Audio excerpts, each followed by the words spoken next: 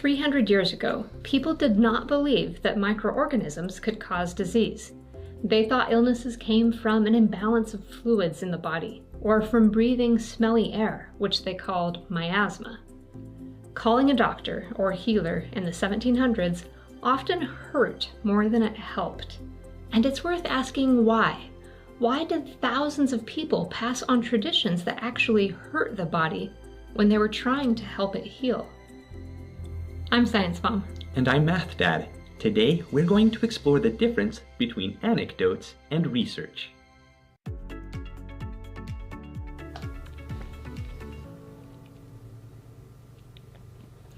Hello and welcome to class today. I see Cambria, Addison, Viv and Cohen in California, Noah in Utah, Isaac from New York. Hello to Winston in Switzerland, Ibrahim, Spooky Gaming, and Musical Marmoset. All right, so they're tuned in, Science Mom, because they want to learn about pre-industrial medicines. We're talking medicines, the medical community before, say, the 1800s, the industrial age. And it turns out they didn't know as much then as we know today. No. In our last class, we looked at mortality rates and how things have changed in the last 100 or so years. And part of that is because what we know about diseases has changed so much. We now understand how pathogens work. But back in the 1800s and 1700s, nobody knew what germs were yet. They hadn't really been well understood. And there were some crazy ideas about what caused disease. So we're going to go over some of those, and while we do, I want you to think about all the things we have learned about the structure of the body, the different body systems, as well as how cells work and interact with each other. So to start off with here, this was one of the most common beliefs that drove the medical thinking, called humorism. This goes back to ancient Greece. So the idea was that there were different fluids in your body, and if the fluids got out of balance, that was the cause of disease. With humor, I would have thought it was funny. No, it's not very humorous, and it led to some pretty unhelpful practices. Okay, so they thought that if you had these four fluids, the blood, the phlegm, the black bile, and yellow bile, in a perfect balance, then you'd be healthy. But if they got out of balance, then you would get sick. Yep. Interesting theory. Another idea that was pretty common about diseases several hundred years ago was that they were caused by bad smells. And there is a little bit of connection here, because if you are exposed to raw sewage, there are pathogens or germs in raw sewage that could cause disease. And a dead animal might have died because of some sort of pathogen, and then you could get exposed to that and get sick. Both of those things smell terrible.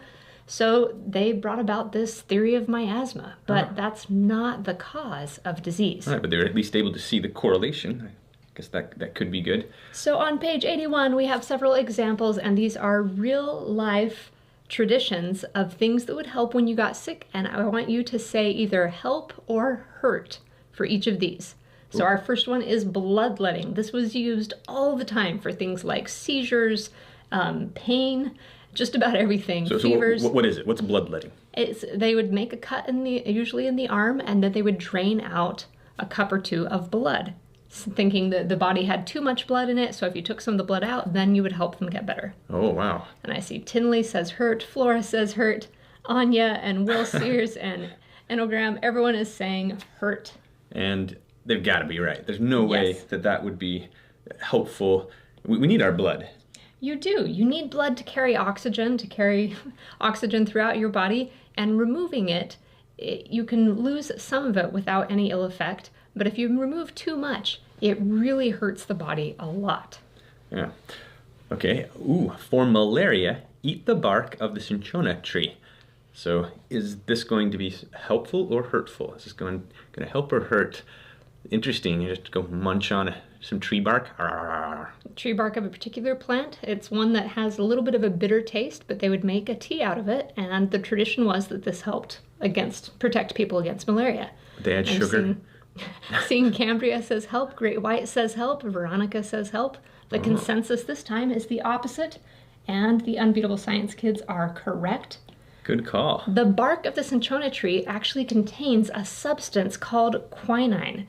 And quinine was used to treat malaria up until just about a decade ago, when we invented some other drugs that had the same effect but better side effects.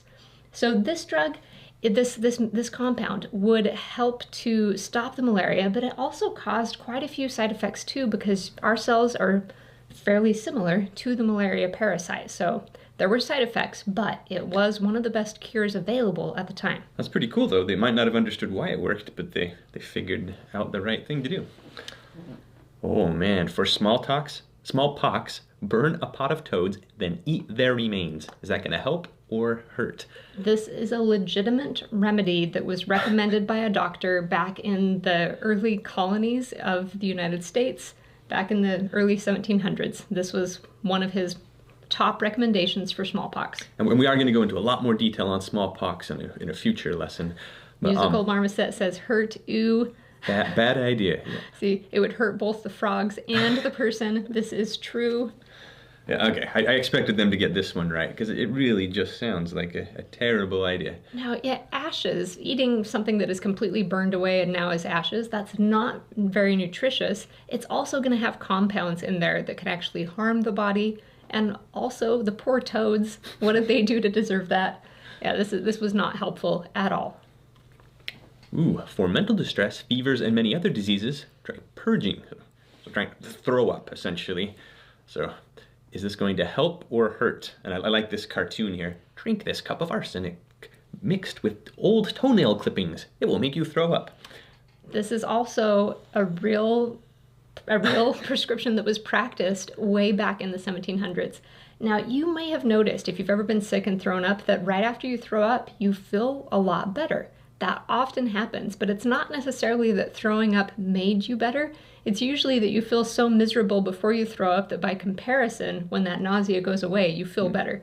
All right, and they're all saying hurt. Like this seems like a bad idea. Yes. No one wants to drink toenail clippings, but maybe more importantly, no one wants to drink arsenic. No. So this was called purging, and purging could occasionally, in some select situations, be somewhat helpful, but depending on what you're taking to make the person throw up, it could really be awful, because a lot of times they were prescribing really poisonous things like arsenic. Not a good idea. Ooh, how about this crazy one? For unconsciousness or severe burns, burn the skin with a red-hot iron to produce large blisters. So unconscious, that'll wake you up, right? There are several well-documented cases where physicians in the 1700s, when someone fell unconscious, would take an iron, heat it until it was really hot, and then produce really large blisters by intentionally burning the body and then drain the fluid from the blisters. This always hurt. Everybody is saying, no, bad idea, hurt. But this was one of those, they were trying to balance the fluids and the blisters would... Yes, and in the case of a coma or someone being unconscious, I think there was also a level of desperation. Like, we have to do something, but we don't have tools. They didn't have things like heart monitors or IVs. And so, what could you do? This definitely always hurt. If someone got better after being burned, it was not because the burn helped. All right, and the craziest of all, for headaches, chew on wintergreen leaves. Oh, look, my headache is definitely better. So what do you think? Did this one help or hurt? Are these the leaves that taste minty?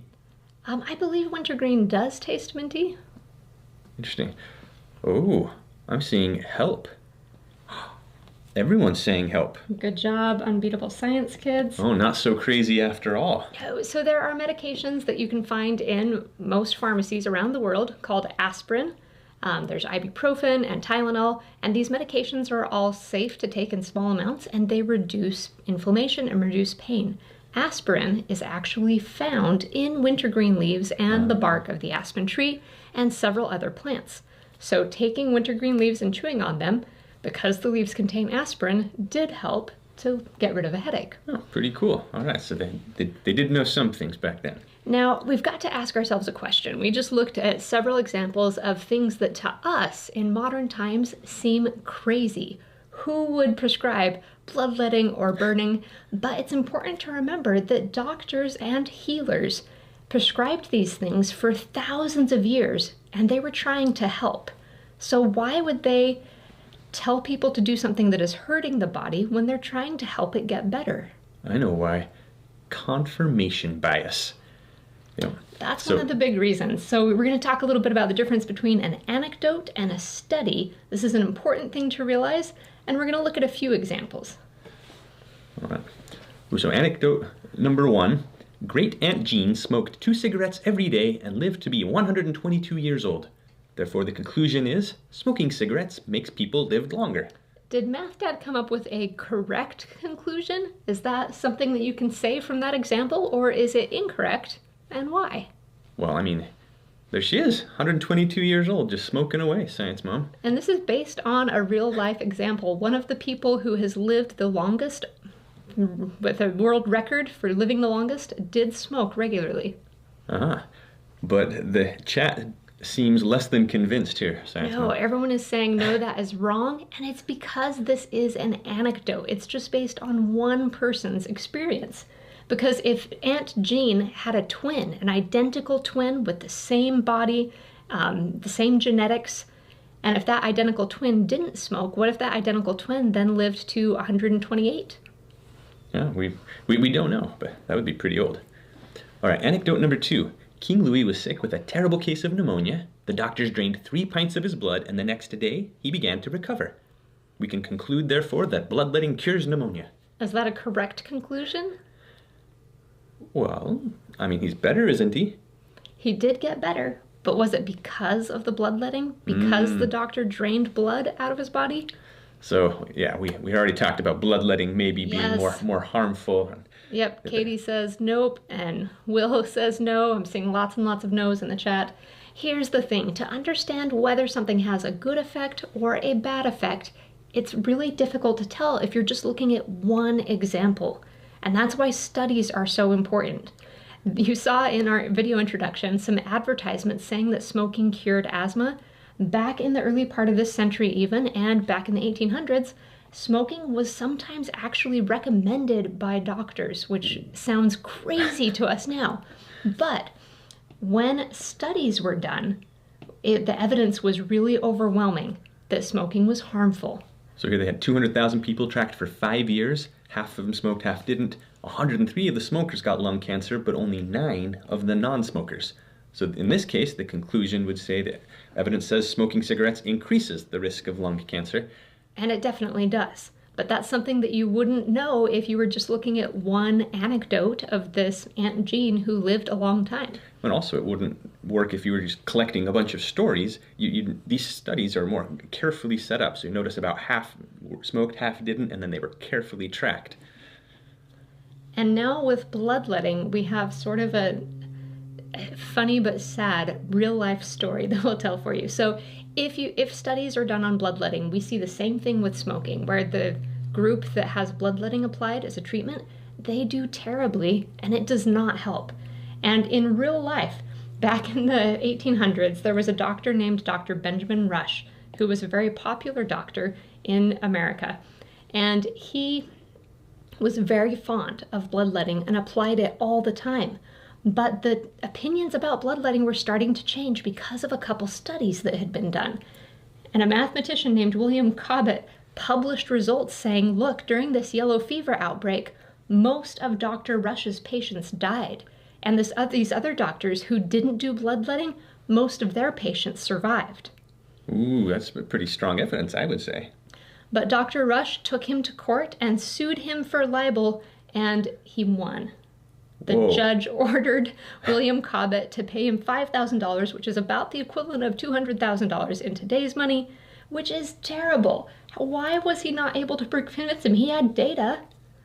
Well, obviously the judge thought he knew better. Yeah, the judge had confirmation bias. He thought bloodletting worked, and so he ignored this data. So confirmation bias, well, what exactly is it? Well, it's our tendency as humans to notice, pay attention to things that support what we already believe, and to dismiss any evidence that goes against what we believe.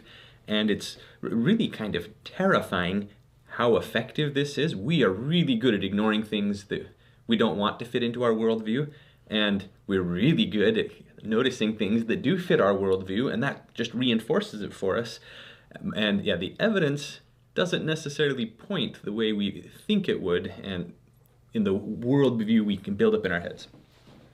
So one more example that you ought to know about bloodletting. George Washington, the first president of the United States, probably died because of his doctors. He had an infection and they took so much blood that he ended up passing away. And looking back and looking at the notes that the doctors took, if they drained some blood, he's getting worse, we better drain more blood. And they did it again, and they took way too much. So there's this maxim that statisticians would use: the plural of anecdote is not data. So data is the collection of numbers that we would use to make a decision. But so you can't just take a bunch of anecdotes, a bunch of stories from people, and combine them and then say, ha, see, we have data. It needs to be collected in a way that's useful and that's randomized, controlled, and so there's a lot that has to go into that. And I think we can safely say that Dr. Benjamin Rush did not collect his data that way. He wasn't able to analyze it, and it was a new thing. It was really kind of one of the births of modern science when we figured this out. Yeah, and back to that question we asked at the beginning of class, why would people do things that actually hurt patients? Dr. Benjamin Rush had confirmation bias. He had been told his whole life that bleeding people when they were sick helped them get better. So he remembered the cases where he bled somebody and they got better, and then he tended to ignore the cases where it didn't happen. Right. I mean, the patient died, but they were probably going to die anyway, and my bloodletting almost saved them. And kind of sad, but I'm glad we know better today. And then I have an example here to kind of illustrate the idea of confirmation bias. So I'm going to give you the statement: left-handed people are more creative than those who are right-handed. And this is something you'll see all over online, the discussion boards. And it's an interesting statement. Is it true or not? Well, if you believe that this is a true statement, what's likely to happen? You'll remember when you meet someone who's left-handed who's creative, and that'll stick in your memory as confirmation of this belief. But when you come across examples that don't match, like someone who's really creative who's right-handed, or someone who's left-handed who's not very creative, you're going to tend to not pay attention to those. Confirmationist bias is something that we all experience in lots of different areas. That's right. So even something as simple as this, and I'll tell you right now, whether it's politics or religion or food or TV shows, whatever, once you have an opinion on something, it can be very difficult to change it. And as scientists, it's super important that we try to recognize this tendency, and that we don't want to just always listen to people who agree with us on things or only look at data that supports what we already believe. Have in your mind the possibility, hey, I could be wrong about this. I want to genuinely learn more about it. All right. We've got a Under the Scope mystery for you, and then we've got some poll questions. We do indeed. So what do you think this is? Sent in by Luke. So what are we looking at here under the microscope? It's pretty, whatever it is, right? And we've got some fun counterexamples in the chat. Harper is right-handed and very creative. Me too, Harper, me too. All right, we have a guess for snake scales. Coral, fly, a firefly, a mite, a footprint, a shoe print, a bug wing. These are great guesses. They are. Skin of a bug, insect, lots of bugs, snakes. These are cells of a root. So this is a plant that Science Mom actually has studied quite a bit. Called Arabidopsis. That's right. Good old Arabidopsis. I remember her in the lab for hours looking under microscopes, trying to get pictures and measure these little cells. And it was... Yep, and I spent a lot of time counting seeds too. Good times. All right, head on over to itempool.com/sciencemom/live, and let's do some poll questions to see what you've learned. So, So for our first question here, arsenic can be very beneficial to illnesses caused by eukaryotic pathogens. Is that true or false? Ignore my spelling mistakes there. All right, so is it true or false, Kaladin? What do you think? What do you think? You don't seem to have an opinion on much. You know that? And then Yana Arts has a good question about the study. When I referenced a study with smokers, there have been a lot of different studies they've done tracking people who smoke. But with smoking, you don't want to say, okay, we're going to take 10 people and 5 of you have to start smoking and 5 of you can't. That would not be ethical. So usually it's a voluntary study people sign up for, and there's lots of different ages. And the first and the most effective of all these studies was actually done by having medical doctors track themselves. And after this study, it was slated to go like 10 or 15 years, but after just a few years, the results were so strong that they said, okay, the evidence is sound here. We definitely have a problem. Smoking is not healthy. All right, 57 students said that this is false, and yeah, it's totally false. Arsenic is bad, bad, bad, bad, bad. There's nope. Nothing that arsenic is going to play well with. So, good job there. Okay. True or false? In the 1700s, doctors treated their patients with ineffective methods so that the patients would remain sick, so they would need even more help from the doctor.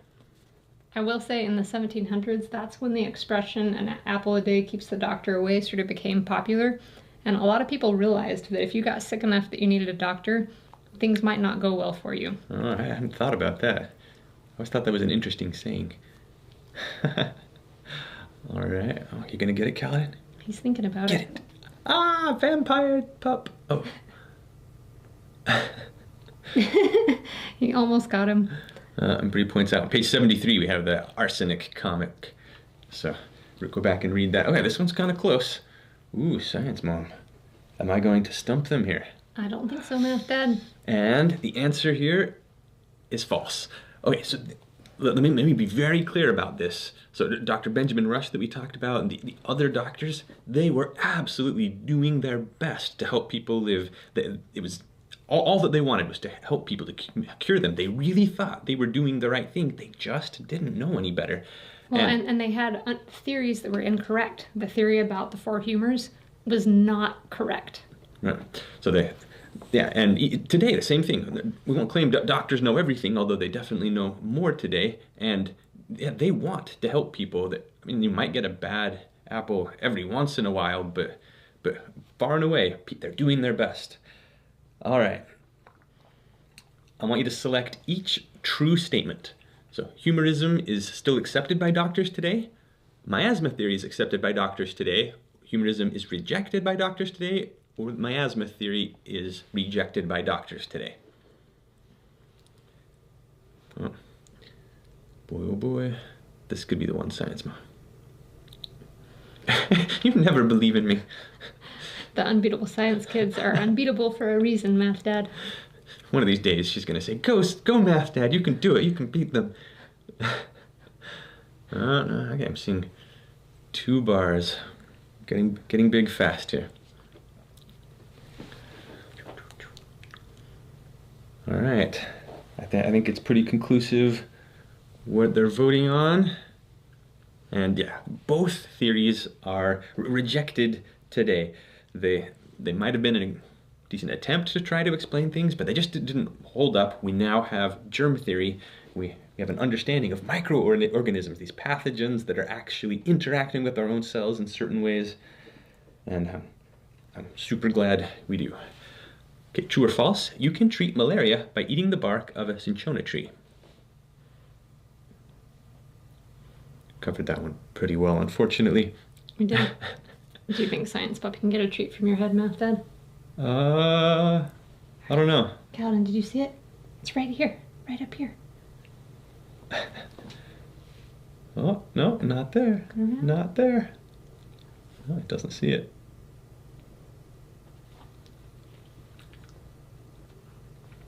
Did he get it? Ah! He got it. He got it! All right. Good job, Kaladin. He did get it. Okay, good. Thought you were playing a joke on me. Gonna just leave it up there for the rest of the class. All right. And okay, this one was true.